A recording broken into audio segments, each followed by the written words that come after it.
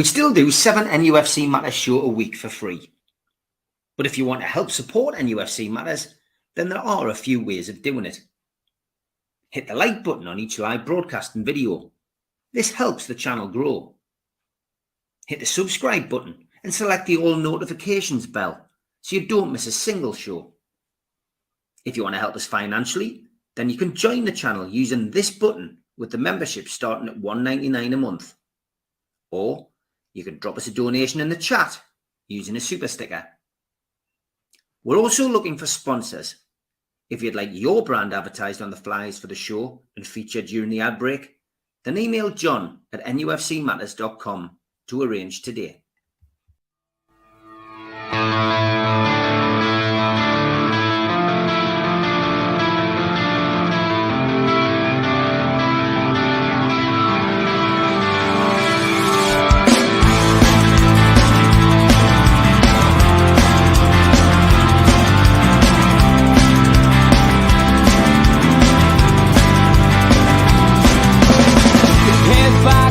Critics attack. It feels like I've been talking to myself again. But it's the only way you're ever gonna learn. You look back and it's all in the past. I'm dwelling on the thoughts I cannot say to you. If I don't say the words, then maybe it's not true. And it feels alright when they come and say to you, you're the only thing that makes us all believe. And it feels alright where the worlds collide. Manipulation stands to make us break. What's that? Is that coming over you? You're wishing upon a star. You're wishing it on a star. You are, you are, you are. To fight back, it's an all-out attack. Good evening, welcome to NUFC Matters. Geordies here, Geordies there, and back. A full panel tonight. Good evening to George, Tom, Kevin, Stu, Mitch, and Al Walid. And as always, our long programme to talk about Newcastle United and what is going on at our club. And an interesting day, I guess. Something in nothing. Transfer window, of course. 10 days to go, waiting now for a centre-half. Mark Gahey has been on our lips, I guess, for so often now, and all gone very quiet over the last couple of days, as we've already alluded to on Monday and Tuesday's shows. Today, Sky broke the news that Newcastle were in talks with Bayer Leverkusen for Edmund Tapsoba. Not a name that I was familiar with. Had to go on to Google, like probably a lot of Newcastle fans, have a look and see what he was like. Talk now of that deal potentially not going ahead because the player isn't interested. Newcastle now being linked by unfounded sources with Chelsea's players. Diazy now, of course, his name is in the frame. £40 million loan with an obligation to buy. That's doing the rounds. Chalobah is another one who's been linked with Newcastle. Nothing, of course, coming from Newcastle at all. Wouldn't expect it. But yeah, it looks as if we walked away from the Gahey deal. George, Stephen Kennedy asked the question early doors: should we be looking at buying outcasts from our rivals, helping them meet their PSR targets? Also, can the Saudis help us by not paying ridiculous money for players from our rivals? It's starting to get people's backs up, George, a little bit. We've got 10 days to go. I'm already seeing people asking the question, what's going on? Why isn't things happening? I've seen Steve seems to be becoming a bit of a regular in our chat, saying that you'll be told to wait until the end of the transfer window by this panel. Because we don't want to sensationalize things, Steve, on this program. We want to just talk about facts. And it's very difficult to talk about facts when there's very little coming out of the football club. But, George, it's 10 days to go now. There is a countdown. Are you still confident that we're going to get the players across the line that we need to get across the line before the end of that transfer window is the question I'm going to ask. Well, I'm confident we'll get players across the line, yes. I'm not, but also to go with that, I'm not as panicky as perhaps some people are about the fact that we might not get as many or who that we want, because I'm still encouraged by the way people have come back, even after Saturday's game, and others that are coming back. Like next week we'll have Tonali, and the week after we'll probably have the centre half back and all that sort of thing. So, I'm not as downcast about that as many would be. But it would be nice to be able to be in a position of strengthening in certain positions to put pressure on our rivals. The Gahey thing, I'm glad it's over. It seems to be over and done with, because the Palace chairman's got the maximum tripe out of it, and that he wanted. But clearly, even from this morning's comments by Mark Gahey, he's already got an unhappy player in his ranks. And so what will happen to him? Well, he'll go the way of Wilfred Zaha. He'll be an unhappy player, and either the next window or the window after, he'll get sold for about half what he's worth. So, Palace reap what they sow, and let them. Would be delighted if they did.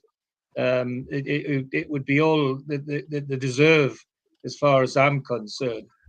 In terms of other rumour, comment, but some of it is just unbelievable stuff. But then I console myself remembering that this is Newcastle United, and ever has been thus, I'm afraid.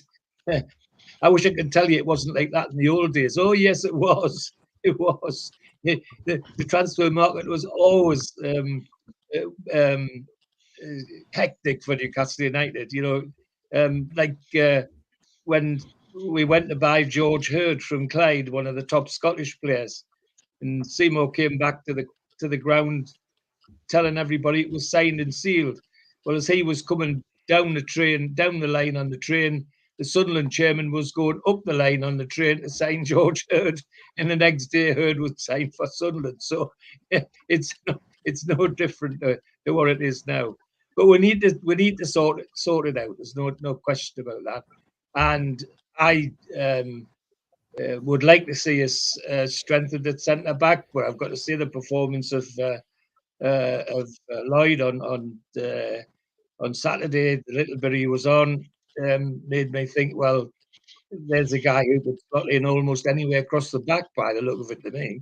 And others others in the mix could easily save a lot of money. I think there's enough on the bench now to bolster us a little bit that we didn't have at the end of last season. So yes, I want players in. I would like to see.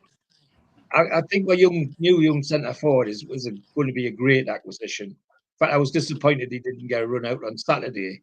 I mean, in terms of tactics, I would have risked sticking him or Isak on the halfway line when we had 10 men, because there were 3 or 4 out balls. If either of those had got them, Southampton would never have caught them. And it would have occupied 2 defenders as well. But people don't think like that now, sadly. Perhaps somebody's stronger on the right side, but it's difficult to criticise anybody that was in the midfield on Saturday, because they worked their socks off. Isak worked his socks off as a centre forward in a defensive sense, and so did others. So, but I'm not desperate about incomings. Yes, I want incomings, but I'm not as desperate as I might have been a couple of weeks ago when I thought that we were in the Palace position. Well, slowly but surely we're getting out of that and move on is all I'd say. And I'm delighted we're moving on from Palace. But I think they'll reap a harvest for what they've done on this transfer thing, and good luck to them. Yeah, it's become a bit of a circus that. I've said that a couple of times now. Anderson looks like he's on his way medical now with Fulham today. Crystal Palace have got their own problems to deal with. A lot of players seem to be wanting to leave Palace. Be interesting to see what happens with Gahey. Might not be over yet. We'll just have to wait and see, I guess. Tom, thoughts on the window then, as we come towards the business end of it? Things do seem to be hotting up. There are players on the move, just none to St James's Park at the moment? You're on mute. You're on mute, mate. I think we're in a decent position. I can't really argue too much with what George said. I think I trust the process. I always do. I get excited like everybody else does when we see someone rumored or linked to us. I do all the research. And last year I did that on Disasi, who ended up signing for Chelsea. So I did all that, and I was so disappointed last year when he didn't come to the tune and went to Chelsea. And now I'm kind of excited the idea about him coming back, maybe, only because it's talking about a £40 million loan that really frees up cash for us to sign a really good right winger or keep the cash in reserve for the January window. I think there's some, as George said, the issues that Paris was self-inflicted, I think, from Crystal Palace trying to play out everything in the press, really soured me on a really good player, and maybe not the player, but the transfer for Guehi. And now I've moved on. And I think there are plenty of people out there that would fit the bill. Kraft did an outstanding job. He seems for the last 2 years, when he's been healthy, to do an outstanding job whenever he's asked for in one of their back two positions. So, I'm okay with it. I'm good with moving on, just like George said. I think that we will sign somebody. If it's a loan, I wouldn't be upset about that at all, because that would allow us to free cash for other positions to strengthen the squad. As we know, between now and the January window, there's going to be someone that's going to get hurt, or someone that's going to have a season-ending injury or other things, that it's good to have some money in reserve, even though the January windows you spend more, but that's going to give us the firepower we need to go to the finish line. So I'm okay. It's going to hot up, as you said, and we're going to get a player or two across the line. I'm 100% confident of that. And if we don't do business with Palace, I feel even better about that too. Okay, what's your thoughts, Kev? Dragging on this transfer window, I guess, for Newcastle, but we've got to, again, we get accused of being too positive, saying trust the process, but we've got to trust the process. There's nothing else we can do. We can't affect what's happening off the pitch. No, and it's the typical transfer sagas involving Newcastle United. It's nothing new. It's always happened. It's one player or this player or multiple players at one time. But what I would say is, you can tell from the outside looking in, haven't read a lot of news reports or whatever, that they're just seeing little blurbs here and there, but you can see that they're moving away quite slowly from the Guehi deal and going elsewhere and letting Paul Mitchell do his job. And that's all what I'm looking forward to seeing, what he's actually doing behind the scenes. Now we're looking into the German market, we're looking into other areas where we could, like I said, I think it was about 3 weeks ago or so, about finding diamonds for a good value, like the boy from Sheffield United, like others that I could be potentially linked with, to sort of say, well, okay, well, if Palace are going to try and pull our pants down, well, we'll just go elsewhere, we'll take our money elsewhere, and we'll buy somebody different who could be even a better player than Guehi. You just don't know that. There's players out there around the world that there's an untapped market that Paul Mitchell has his fingers in a lot of pies around the world. So just let him do his job. Again, keep calm. It's all right. The window's not over yet, but like a lot of people on here have said, it's just going to be probably carnage within the last 3 days, 72 hours, 48 hours before the transfer window. But that'll be when you see the fruits of Paul Mitchell's work. And that's when we'll ultimately make the decision if it was a good transfer window or not. I'm not too sure if the players have been linked. Not really heard of them, because Chelsea got about 900 players. So, trying to figure out who's who and who's what and who plays where, that's a different scenario. But again, I wouldn't entertain going down that road. Again, it would be somewhere different in Europe, somewhere different in, all around the world. Like I said, there's better players for better value, where what Paul Mitchell can find or who he's worked with before. So again, I'm not stressed. I'm not worried. I'm just going to see how this all plays out in terms of our, we're going to get players out first before we can potentially spend it a little bit, but we'll have that money available. But at the same time, we need to free up some room within the 25-man squad actually for those to happen. But again, let Mitchell do his work, let the performance directors do the work, let Eddie Howe do his job, and then we'll see what happens by the end of August, 1st of September. Albally, we spoke a little bit just before we came on air. A bit disappointing, you were saying, the transfer window. Nothing as exciting as previous windows, I think, was the way you were summing it up to me. It was boring, really. Every day, different news, different player we connect, just news and a lot of clickbaits. Here, Saudi Arabia fans, they are talking about that they didn't notice much difference since Amanda Merdad left and Paul Mitchell came. The same way of the transfer and the picking the players of the news of the coming players. For my personal opinion, I believe I'm not sure how much we can spend, but obviously we have 70 million, that's for sure, and everybody knows that now. I will put it in the right. Actually, I will put it in the right winger, better than a defender, because if we have a decent right winger, we will decrease the pressure on the back side. I believe we have 4 players can play center back now. I think Jamal says and Bottom is still injured and they will back for a while. We have Dan Bairn, Shar, Kelly, Kraft can be a defender. So I don't know why we take one defender like Gihi for this amount of money, and we need that right winger really, because if we make it difficult in offense, the pressure on the defenders will decrease. The problem is, as we see in Southampton game, the 3 players in the middle. We have 3 players in the middle: Bruno, Joelinton, Longstaff, or any player play, or Miley or Willock. These 3, if they couldn't control the midfield, it's always difficult game for Newcastle. Pep Guardiola, he have 5 players in the midfield, so he can control the game. So this is I believe the problem of Newcastle.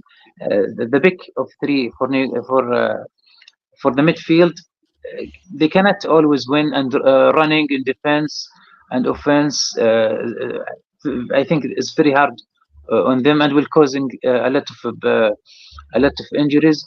We notice Isaac get out of the box and running. This will increase the possibility of injuries. So I believe if we have Gordon on the left, also Barnes, but we need someone really in the right. Okay, Mitch, transfers is something we've talked about throughout the summer, and it is getting towards the business end, and as always, we do try to keep a lid on it. We don't profess to be in the know. We do get a few indications, maybe whether someone's on the way or whatever, but we tend not to go too much into that kind of domain. The only journalist we really have on the show these days is Ben Jacobs, who tends to play with a straight bat as well. So sensationalism isn't our thing on here. We just tend to stick to the facts. But I guess I just want to know what you're feeling about the weekend that we've just had, and now what I mentioned earlier. It's heating up a little bit. We seem to do a lot of the worry that we had on Friday and on Sunday was, well, if Gehi doesn't come off, or have we got somebody else lined up? Well, certainly other names have come into the ether today. Yeah, I think we've been affected, and again, I won't be pushed on commenting on how the window's going until the window's closed. That's the time to talk about it. Though don't think that would be a happy clappy conversation, because even if we sign 2 world-class players tomorrow, there's things going on during this window that I don't think are a great optic. I think send messages that are very much related to what's been going on behind the scenes over the summer, related to Merdad and Amanda's departure. I think we've managed to hamstring ourselves a little bit.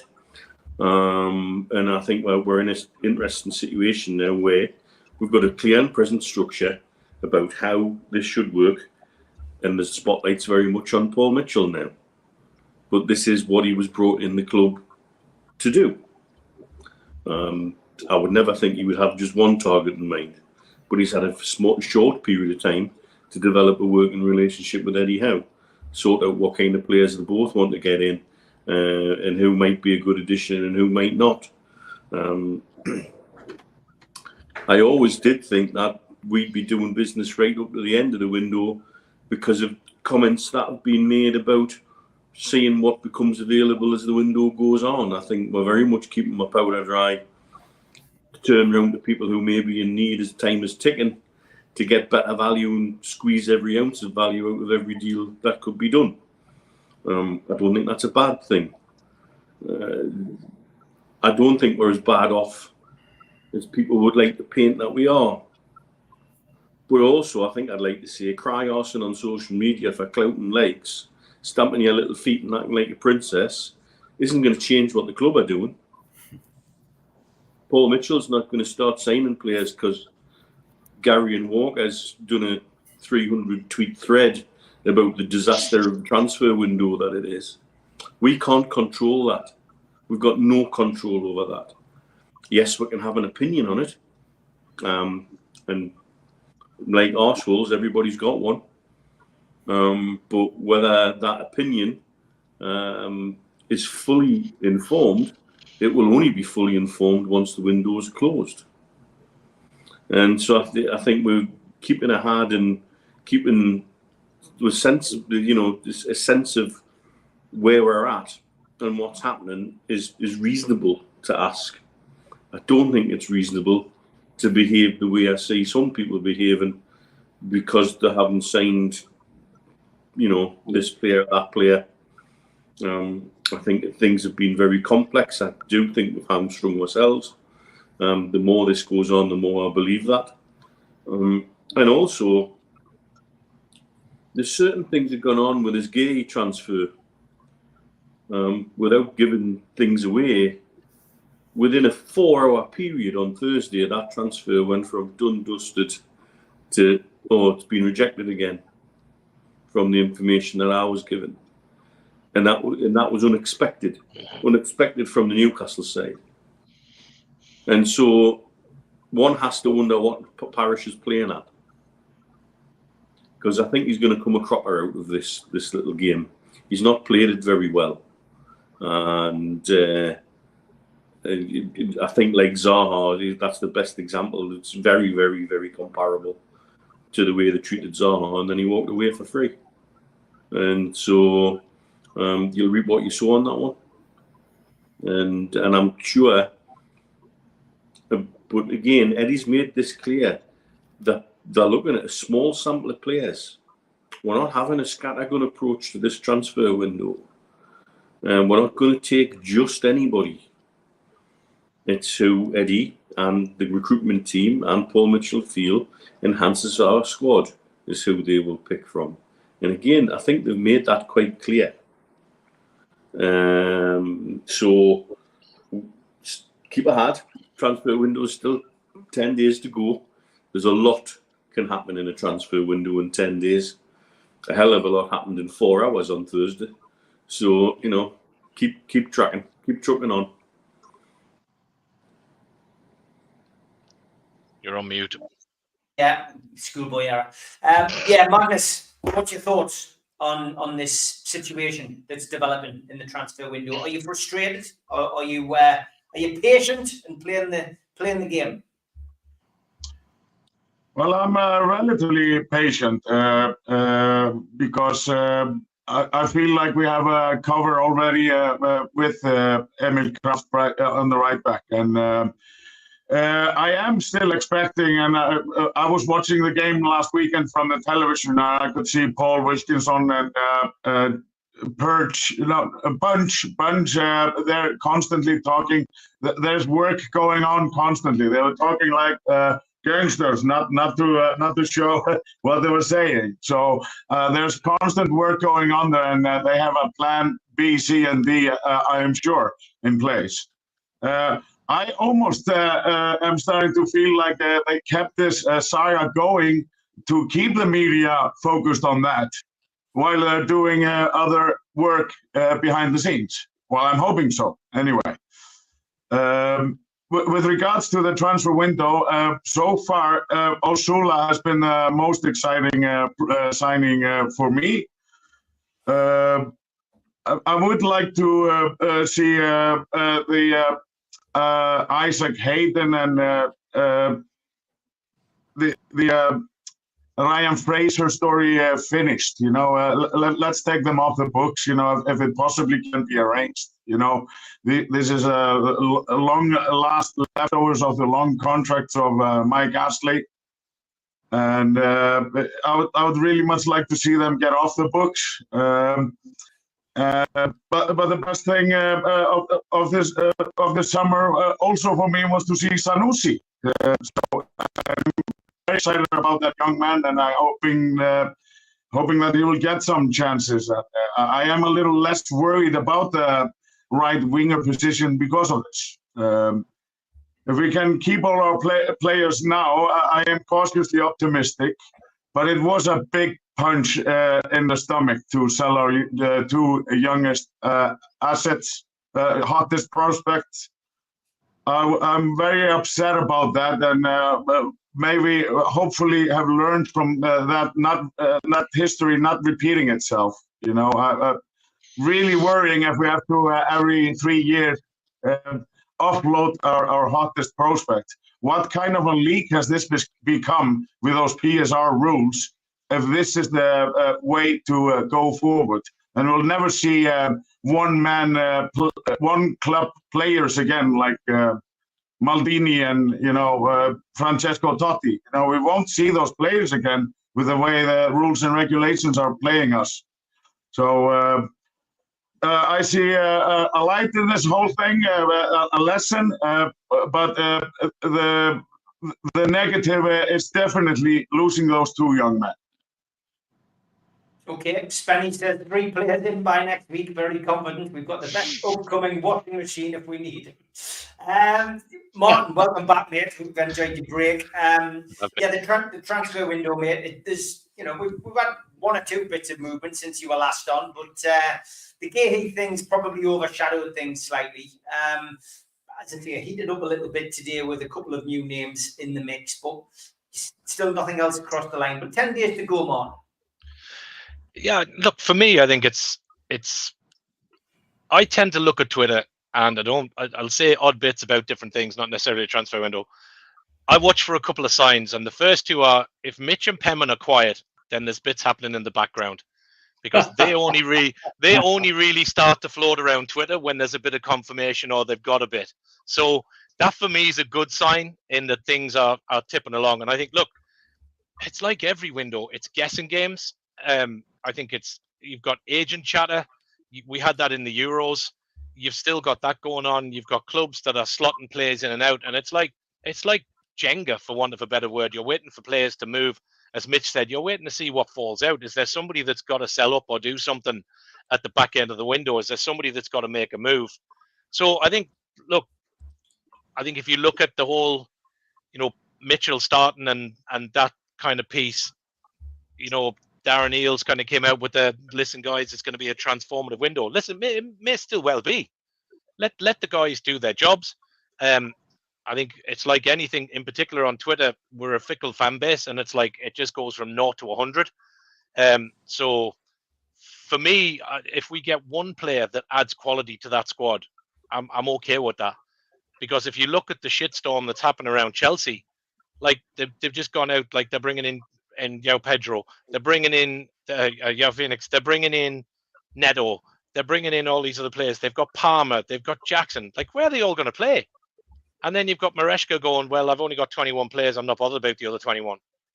So you've got, it's already floating around there tonight. Like, Tosin, who's gone to Chelsea, who we chased as a centre-back, is not even in their European squad.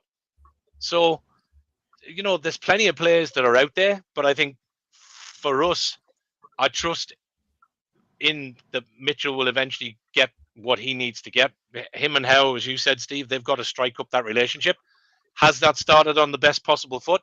Don't know. There's a lot of to and fro and seems to be happy. Is there a little bit of power pulling? Don't know. So listen, that'll all play itself out. As you said, there's a clear structure.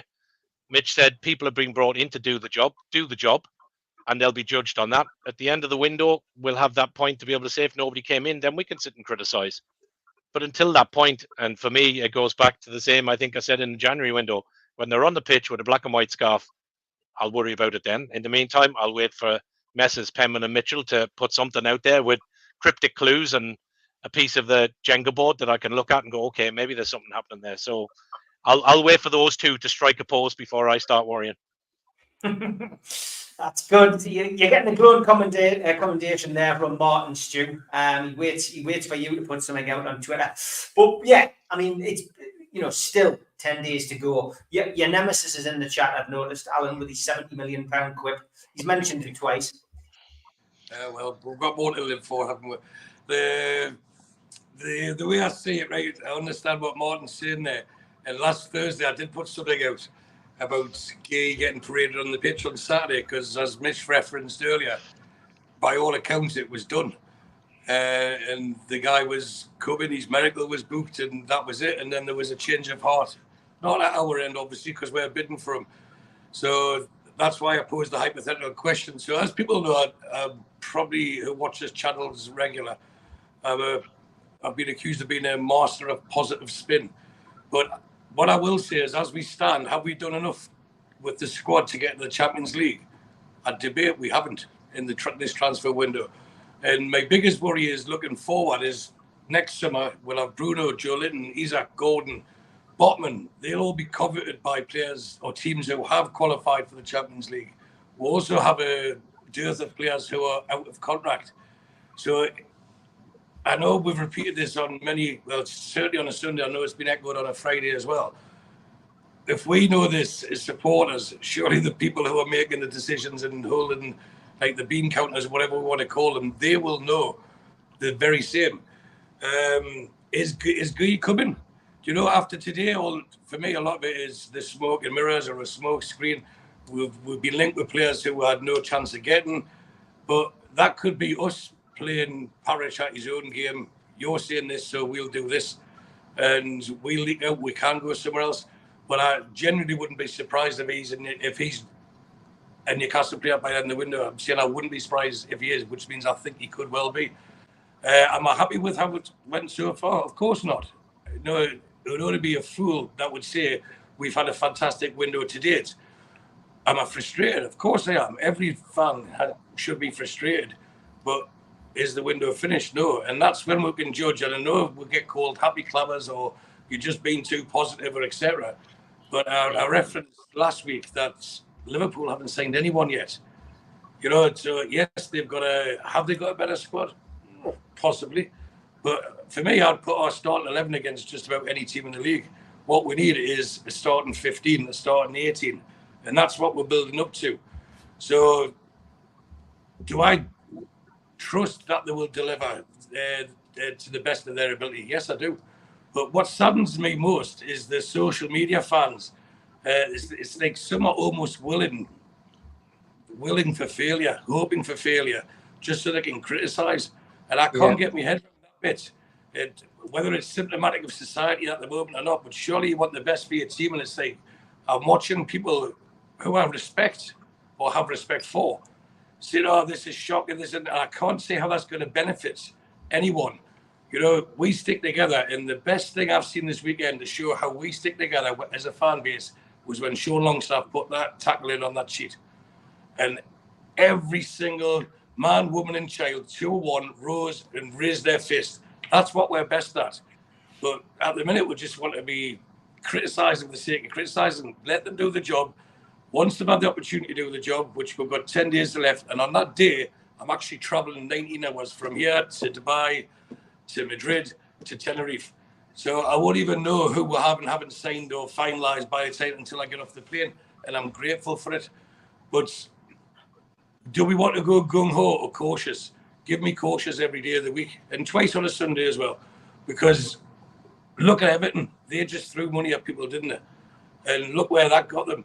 We have people, we can't afford to make a mistake. We're challenging at the very, very top, and it's a smaller pool to go for. But I'm still confident we'll get what we need to improve this squad. And remember what some people... He's cut off in his prime. Oh, in his prime. Oh, I'm here. I'm here. Hey. I just want to be next to Mitch. I was missing him. So, with this cycle of 3 years, remember our first window after takeover, we had to spend a lot of money to survive. Then in the summer, they spent a lot of money again to grow. We didn't have a pool of players we could sell to generate the income. So it was always going to be an imbalance with PSR. Hence, we've had to be cautious. Hence, there was no transfer in the summer. Sorry, in the winter window. But that doesn't mean they won't spend money this time. But they've got to get it right. But they do have to make it. And the clock is ticking. But I'm more than confident that we'll get there. But for me, there's two things that are stopping us progressing as we'd all like to. You know, we've got the takeover. Everyone was so happy. That's it. We're going to dominate football. For me, it was a lack of players, quality that we could sell that would help generate the income to allow the PIF to spend, because they have given us every single penny that's been available to spend and more. But if we could have sold more with the way the financial fair play works, they would have given us more again. And I truly believe that. So if we're going to blame anyone, blame the Premier League or the cartel or whoever you want to do for bringing these rules in to stifle our progress. That's the way I see it. And that if we're going to blame them, if we're going to blame someone, blame them. PIF have backed us to the hilt, and I expect them to do so. And is this a call for like everyone calm down, wait till the end of the window? It's a mix of everything. I think that we can be guilty of wanting everything now, this me be me attitude. And what we are as a fan base, as I mentioned about the Sean Longstaff tackle, when we get together, we are an unstoppable force. We are in a better position now, stability-wise, financially-wise, than any time in the time I've supported them, probably any time George has supported them. But we haven't got the opportunities that Keegan and Hall had, where they can just go and buy players whenever they wanted, because those players aren't available to us. We can't go and buy 3 or 4 world-class players like they could, because we're not allowed to. And that's the difference between that and now. So let them get on with it. And I will say the last 3 words: trust the process, because they want it just as much as us. Okay, slightly over halfway through the show. We'll have a quick ad break back after this. And I'll be asking the lads, who was their favourite journalist to go to for information on Newcastle United? A big thanks to all our sponsors. Skips and Bins. You can find their website at skipsandbins.com. Contact us, www.skipsandbins.com/contact. Say hello to low-cost waste disposal with pay-as-you-go and contract waste management. A big thanks to Mr. Vicky's Sauces, handmade in Cumbria. Their website, mrvickys.co.uk. Email info@mrvickys.co.uk. Telephone 01768 210 102. Thanks to United Group Travel. They are the Travel and Tourism Award winners in 2024. Their website, www.unitedgrouptravel.com. Email beverly.ugtl@gmail.com or telephone 01670 632 460 or mobile 0791 666 4174. Just £30 per person deposit. There are no strangers on our tours, just friends you haven't met yet. A big thanks to Media Arts. You can find them at www.media-arts.co.uk. And don't forget, we are a podcast. You can find us on iTunes or Spotify or other podcast providers. If you want to help the channel grow, then hit the like button, the little thumb underneath the video, click share and share to your social media, or join the channel for as little as $1.99 a month. If you want to take out a one-off payment membership, go to nufcmatters.com and hit membership. And for a £25 fee, you get a scarf, a cup, a pen, and a membership card. You can also put a smartphone over the top of this QR code. It'll take you straight there. And don't forget, we also help the food bank on this channel. nufcfansfoodbank.co.uk is a website where you can make a virtual donation today. And don't forget, the NUFC Matters fanzine is coming out. It will be the only paper fanzine that Newcastle United fans can buy. 200 copies being printed. Big thanks to Beverly, which is amazing to have sponsorship, not once but twice from a company. But yeah, United Group Travel have agreed to sponsor all 4 issues, and you can buy subscription at newcastlelegends.com for £20 for 4 issues. All proceeds this season will be going to Dementia Matters. So if we can sell all 200, it's a nice little chunk of change going to the charity. So don't forget, if you want to be involved or subscribe to it, newcastlelegends.com is the place to go and buy them. Okay, Martin, I'm going to come to you first so you don't have to wait. You seem to be quite excited about that question. Before we move on. Who's your go-to journalist with Newcastle United? Because there's so many you could go to. A lot of them cover the Newcastle United beat. We hear a lot of the dulcet tones at the press conference these days, thanks to the club putting out the press conference. And we hear them a lot clearer now because they've got nice, bright, shiny new microphones. But who's your go-to, man? Outside of Mitch and Penman, I have to say, I probably, to be fair, I think when you get the breaking news, I think like outside of the Newcastle arena, like I think David Ornstein is probably one of the best journals out there for being straight up and what he sends out. But I think locally, purely because I know the lads and they've been on this show and on Load at a time, I like listening to the 3 lads from Newcastle World. So Jordan, Liam and Dom. So I think they're just straight up lads. They tell it as it is. They don't overexcite the fan base. They don't hit anything for clickbait. They just tell it as it is. So for me, I think, if you look at where the other side of the coin, I suppose, where the Chronicle has gone to, which is, more clickbait than ever before. I just enjoy what the 3 lads bring. I think they represent the club and they represent what we want to hear as fans, because they are fans.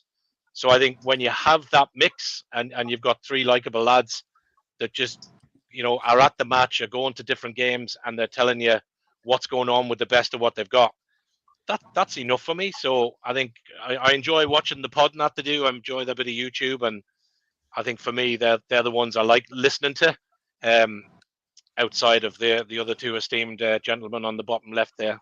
Yeah. So yeah. So that's an interesting question because, for me, I do go to Craig Hope first. If there's a story breaks, I'll go to Craig Hope and hope that he's not off work, because he genuinely doesn't BS anybody on his timeline, and he puts a story out if he's checked his facts, which is all I really want people to do. Yeah, no, exactly.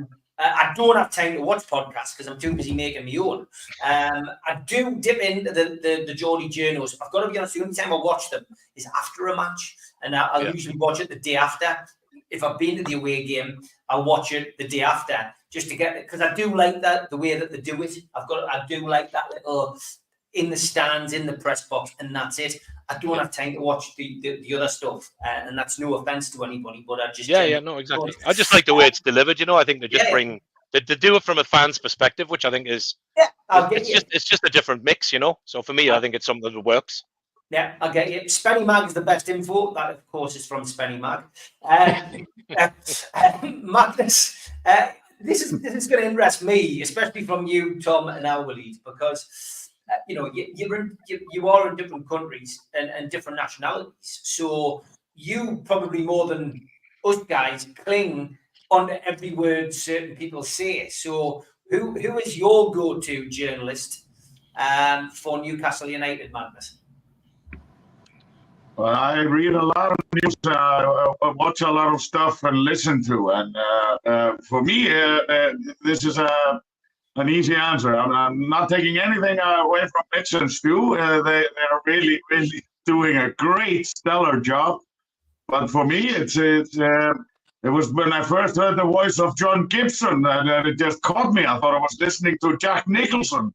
And he just really, really caught me. He's never been called up before. And that is like, when you're sometimes listening to stuff and you're not really listening, that never happens when he's talking, And he's gone through so many decades of knowledge and with his books. I just don't believe. I think he's got more information than Wikipedia. And for me, he is just one of my favorite journalists ever. And maybe not quite as much in the action, but I really quite like Keith Downey as well, because he is down to business. There's usually no nonsense news there, so it's very factual, and so I kind of rely on him as well. These are my two main ones, but I listen to a fair few: George Colkin, and Andy Musgrove, and a fair few others. And then I just allow Facebook and all these sites to feed me stuff from wherever, because you take more emphasis on well, Luke Edwards has been good. I'll listen to Jacobs. For me, number one always gonna be the king, John Gibson. Gibbo getting a vote. All right, Mitch. Interested to know who you go to. Who's your go-to? Who's your favourite journalist covering the Newcastle beat?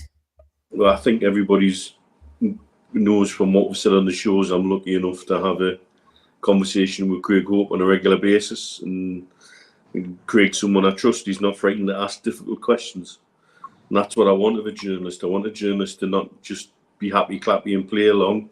I want them to be able to ask questions that make the club uncomfortable, questions that make the fan base uncomfortable, because sometimes we need somebody doing that critical friend role. In the past, I was lucky enough to have a really good relationship with Miles Starford, and I really do miss the quality of local journalism since everything's gone sideways with the Chronicle and the Journal. Another one from those days, Mark Douglas. Mark Douglas, who was mad enough to come on the insane LSD fueled ride that was Bin Zayed group with me and Steve Hasty, and whilst was cynical all the time, suddenly started to see, on the basis of the bits of paper we had and what we were passing him, that there was some tangibility to it, even though it was as mad as a box of frogs. And I used to love, and still do, like the way Mark writes. I just wish he wasn't behind a paywall, and that's the way a lot of the best ones seem to have gone, unfortunately. But for me, it remains Craig at the moment in terms of what he does and how accessible he is and how fair he is. All right, good stuff. What about you then, Stu? Your take on the best journalist, the one you go to? Well, I agree with Magnus. I agree with Mitch. Gibbo's retired now, but what he said, or when he wrote it, I think he had the whole connotation of Tyneside hanging off every word, didn't he? And the way, even now when you watch him on the podcast, his enthusiasm and everything else, I think he has to be elevated to godlike status when it comes to things like that. But nowadays, journalists, for me, the go-to journalist is Craig Hope, because if you've got negative is 0 and ultra positive is 10, Craig, you can put slap bang in the middle, but he's a realist. And as Mitch said, he'll ask the questions, but he'll report fairly. And remember, he's a Newcastle fan. But for me, he's probably one of the ones, or one of the better ones, that will report as a reporter should, as a journalist should. He's not doing it for clicks. He's not doing it for likes. He's doing it because he's got a love for the art of journalism. Yes, Craig Hope for sure. And as you know, well, as most people will know, I tend to do a lot of walking in the morning, and that's with an L, not an N, before morning. And so when I'm listening to podcasts, what I do like is, I've mentioned it previously, I do listen to Everything is Black and White with Andrew Musgrove, because I think he gives a very balanced opinion and puts things across well enough. But for me, the best of the lot is that show that's on a Sunday on the NUFC Matters. I can't remember the name of it. Self-praise back in here coming. That's it. Yeah, the professionals. That's the one without the L. Al-Walid, who is your go-to journalist for stories about Newcastle United sitting in your house in Saudi Arabia? Okay, this is it's not that hard to answer. For me personally, of course, out of Newcastle, it's going to be David Ornstein, that's for sure. But local in Newcastle, it's kind of tricky. For me, I prefer Lee Ryder, because he always fair. He doesn't make things up. He always his news is too much details daily. We have something to say, but for getting excitement, usually for me, Keith Downey. Sometimes when we are like near something important, Keith Downey speaks more information when it's get to near something. For Craig Hobb, interesting journalist really, but and he have positive and negative for me. Sometimes he give a breaking. I believe he still have Mole in the club, if you remember. But sometimes he just sometimes he gets excited in news, but you know sometimes it's not all true. Sometimes it's just a remake of collecting some. Rewrite that tweet and they consider it as exclusive breaking. So this is for me, and it's not interesting. But I like the Craig Hope that he bringing sometimes exclusives, but it's got mixed with the other tweets I'm talking about. I believe that's my answer. Okay, Kev, you obviously are now an expat. Living in the US, so you've got experience of our journalists before you moved out there. But who do you hang your hat on now when you're living in the US? Well, I wouldn't follow ESPN or NBC soccer stuff because that's just reverb of what they're hearing from 5 hours earlier. And Tom can attest to that because it's just copy and paste from that. It's interesting what we have over here in terms of journalism, in terms of the football or whatever. But for me, it'll be, just based on the fans and from a Newcastle standpoint. Liam Kennedy, I like what he says. Just comes across to me as what I would see in a game or how I would portray it and whatever. I don't read a lot, but I just hear a lot. Sorry, there's another plane going over. I live beside a regional airport. Sorry. But like Mitch and Stu said and others who said about Craig Hope, yes, he might be not everybody's cup of tea, but he's my kind of cup of tea or cup of coffee because he'll stick his neck above the parapet and ask the poignant questions. Similarly with, I wouldn't say Liam does the same thing, but more so him, because he answers or asks the more difficult questions to the club. He's like the critical friend that we need in that press room.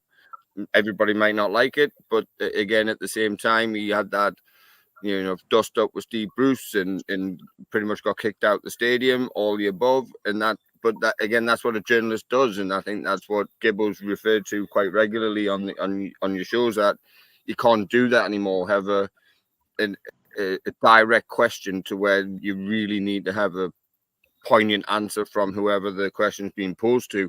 So I prefer that. And I want to hear honesty. I want to hear real news versus just jargon, and in my opinion. So I generally try to stick away from reading a lot of fluff and blunder and all that crap. I'd rather just talk about football and actually see what the opinion of what they see on a Saturday afternoon. To be perfectly honest, that's my remit, just because I see from a different perspective versus a journalistic standpoint. I want to see what their opinion of the game is. I want to see what the opinion of the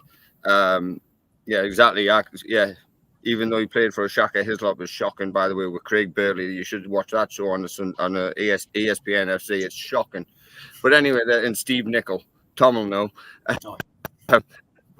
Yeah, so you've got a lot of bias over here for the Big Six. But anyway, so I think for me it's what's happened in the game. What did their eyeballs see? And you tell me what your opinion of the game is. I might agree with you. I might disagree with you, but that's how I see it. Again, I don't read a lot. I don't really delve into all these news stories because, again, it's just fluff. And again, I just want to talk about the football at the end of the day versus this and that, the maybes, the what ifs, but them two for me. Okay. Tom, similar experience for you in the US, I suppose, that Kev's mentioned, but who's your go-to journalist?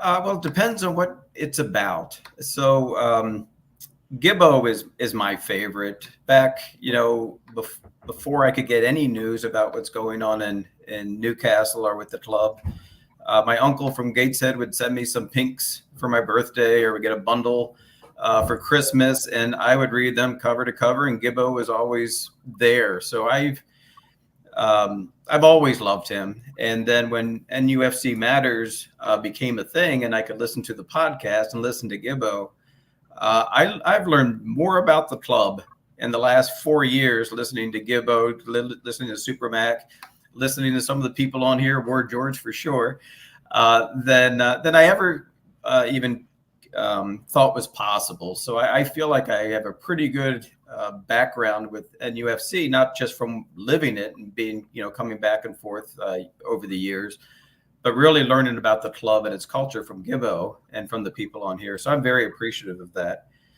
If it's for new signings or links or whatever, Fabrizio Romano, that's who I like. I like David Ornstein too, but I think Fabrizio usually is a little bit faster with it and has some of the details.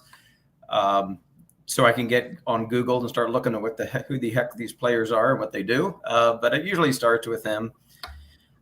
Post-match, immediately post-match, I love Craig Hope. I think I always love to hear him in the stadium when he's walking and talking about not just the match and what happened on the pitch, but what happened in the stands and in the press box too. So I appreciate all of them. I listen to all the podcasts. Obviously, this is my favorite. And I've learned more from Mitch and Stu. I can't even believe I'm on the same podcast with those guys because they know so much more than I do.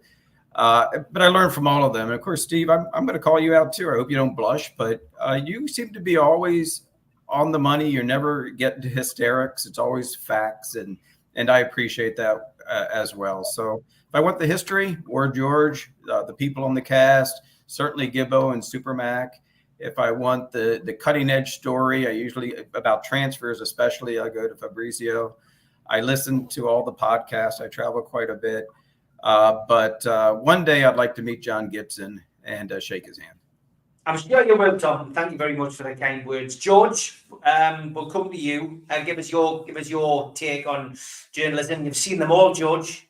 Yeah, and everybody's mentioned the outstanding one over several decades. I mean, John Gibson was reporting as a very young man when I was first going to football. So I think he and I aren't much different in age, actually. Anyway, Craig Hope would be because, as others have said, he's not always my cup of tea, but he's always straightforward. You always know he's saying what he really means. It's not just for clickbait. It's not just for effect. He really does mean what he's saying. If I want to go really local, I do like the way Liam Kennedy has sets his stall out. And if I want to bit somebody with a bit of TV involvement, it's got to be Keith Downey if it's to do with Newcastle United. So it's a range of things, but in terms of where first would always be Craig Hope for me, I'm afraid.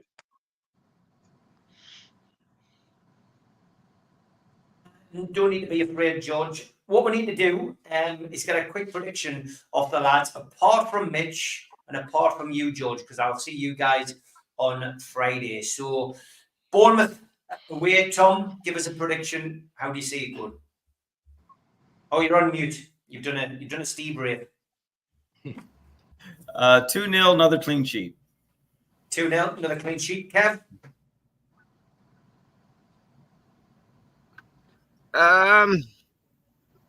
2-1 win. 2-1 win. Okay, Alwali? 3-0 Newcastle. 3-0 to Newcastle. All right, Stu? Well, everyone knows what bet I have, but I think I'll go with Tom, and I think we'll win 2-0. 2-0. He's veered away from a penman, 3-1. You'll still put the bet on, mate. Magnus, prediction. Yes, we've had a lot of draws against this team, but I'm hoping to see the blaze of glory that we were expecting last weekend. I am going to go for 3-1 to us because, we haven't beat them away since 2020, and I think we need to put that straight. All right. Last but by no means least, Martin, give us your prediction for the game of the weekend. Yeah, I'm going to go 2-0, same as a couple of the guys. 2-0 and a clean sheet. 2-0 and a clean sheet. Over 750 watching live tonight, 400 on YouTube, 350 on Twitter. If you're on Twitter, jump onto YouTube. Please subscribe to the channel, NUFC Matters. We do 7 shows a week. I'll be back 6 o'clock tomorrow night. And it's like a comfortable pair of slippers having this show back. I do miss it in the summer.